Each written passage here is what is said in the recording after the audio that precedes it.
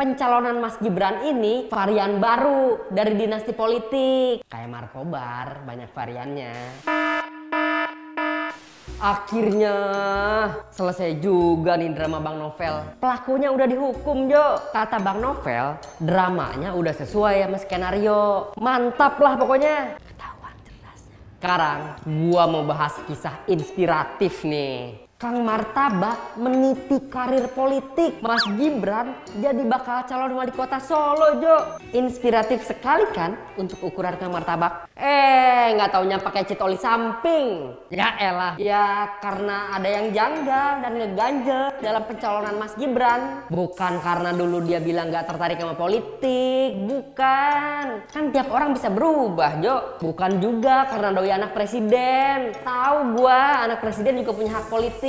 Tapi lebih ke prosesnya yang berbau drama gitu, Jo. Jadi gini nih, awalnya DPC PDIP Surakarta ngusung pasangan Ahmad Purnomo dan Teguh Prakosa buat jadi pasangan calon wali kota Solo di pilkada entar. Nah, asal lu tahu nih, Pak Purnomo itu adalah wakil wali kota Solo sekarang. Jadi nih, akhir tahun lalu kabarnya Mas Gibran pengen nyalon, undercut pakai pomade gitulah.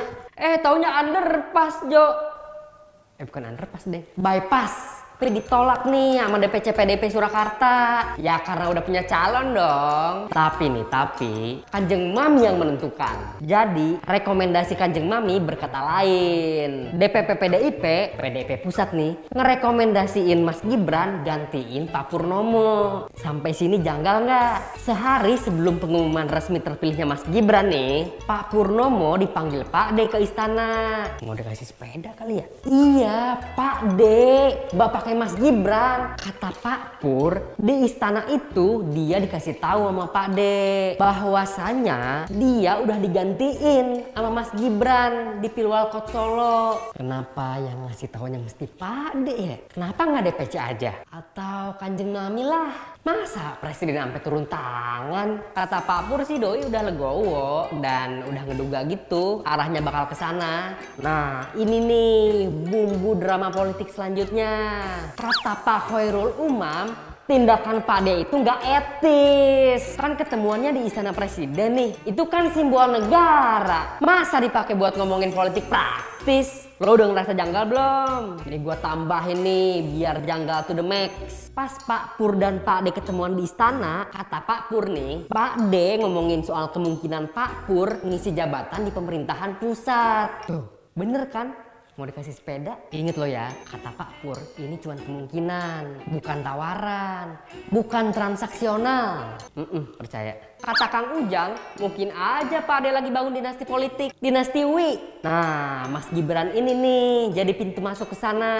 Dugaan ini nggak terlalu mengadi-ngadi sih, Jo. Ya lu bayangin aja, di pilkada tahun ini ada 4 kerabat Pak Ade yang bakal ikutan. Selain Mas Gibran nih, ada Bang Bobi di Pilwalkot Medan, omnya Bang Bobi, Doli Siregar di Tapanuli Selatan, sama Pak Wahyu Purwanto, ada iparnya Pak D di Pilbub Gunung Kidul. Masih kata Kang Ujang nih ya, mungkin ini dilakuin mumpung masih jadi presiden. Mungkin loh ya, mungkin. Ya mungkin aja sih. Kang Ujang nambahin nih, pencalonan keluarga presiden di pilkada bisa bikin konflik kepentingan dan penyalahgunaan wewenang. Ya kan suka nggak suka, presiden emang punya sumber daya buat menangin orang dekatnya. Kalau beneran udah jadi dinasti politik, amit-amit, itu bahaya banget buat demokrasi.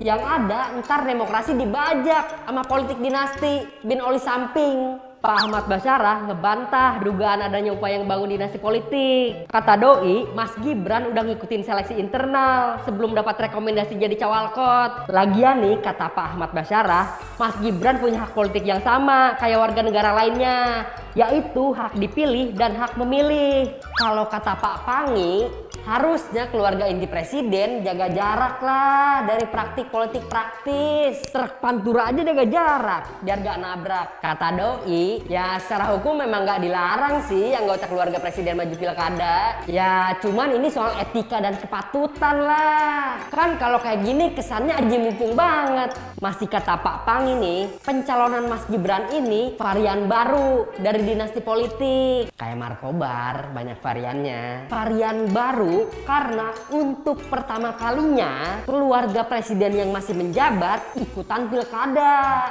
Emang dah dasar entrepreneur haus inovasi. Bang Refli nambahin nih, dinasti politik sebenarnya udah nggak aneh, udah terjadi di mana-mana. Coba aja lu cek di tiap daerah, pasti ada aja tuh politik dinasti. Coba deh. Cuma kata Bang Refli, langkah Pak D ini justru bikin jalan politiknya jadi kelam. Mbak Titi bilang, selama ini Pak D dikenal sebagai figur alternatif yang jadi antitesis terhadap praktik politik kekerabatan. Sayangnya persepsi itu luntur akibat pencalonan kilat Mas Gibran. Jadi wajar kalau banyak yang kecewa sama Pak D. Ngomong-ngomong, anaknya Pak Maruf Amin juga bakal maju ya, Ge? Di Tangsel, ajak Raffi Ahmad. Ngonten terus dong. Lagi AFK, tiba-tiba bikin varian baru. Aduh, oli samping di mana-mana.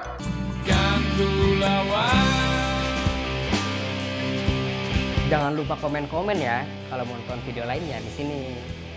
Kalau mau subscribe di sini nih.